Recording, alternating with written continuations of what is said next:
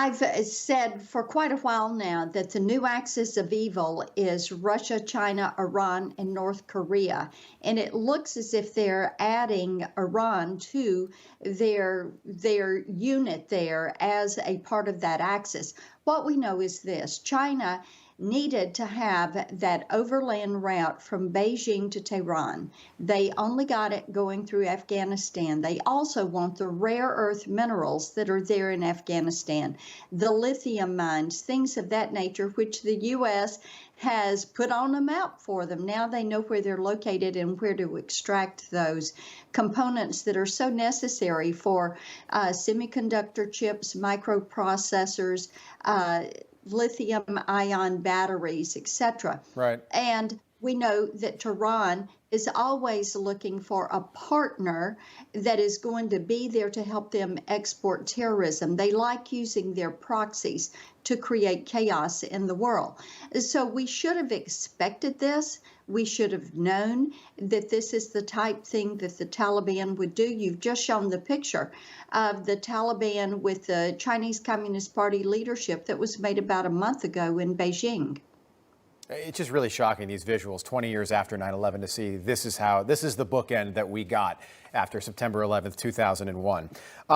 We know that there's going to be a classified Senate Armed Services hearing on Wednesday. General Austin Miller will be there, former commander of U.S. forces in Afghanistan. Antony Blinken is going to be testifying before the Senate on Tuesday. He'll be in front of the House today. Hopefully there are some sharp, pointed questions for both. What can we expect? What we can expect are questions, did we have a withdrawal plan, or was this happenstance? The steps that the Biden administration made, which are missteps, were they intentional?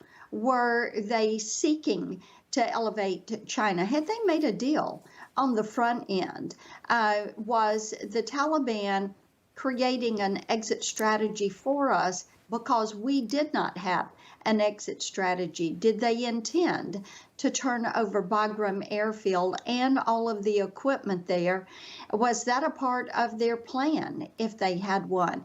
Did they plan to leave thousands of Americans and SIV applicants and SIV holders behind enemy lines? And why did they underestimate the Taliban, and were they not aware that the Taliban was working with China and Russia and Iran? Senator, can I ask you, I'm just curious, the former director of the CIA yesterday said that the Taliban is harboring al-Qaeda, that al-Qaeda is resurging in Afghanistan. How concerned are you with what's going on right now? How do you think this plays out ultimately? I am terribly concerned about this because we were fighting the war on terror. This has been a 20-year war. It was not a war against the Afghan people. It is the war on terror.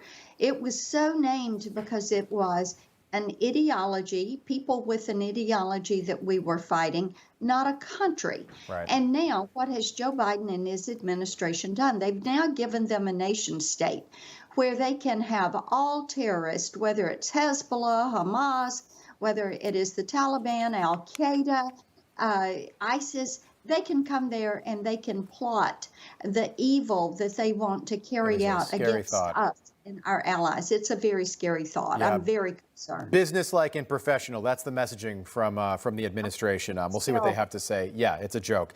Senator Marsha Blackburn, so nice having you on. We appreciate it. Always a pleasure. Absolutely. Thank you.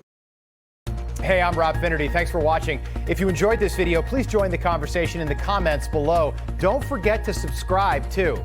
Hit the bell icon to be alerted to breaking news. And remember, there's a whole lot more on Newsmax TV, America's fastest growing cable news network. Newsmax TV, we're real news for real people.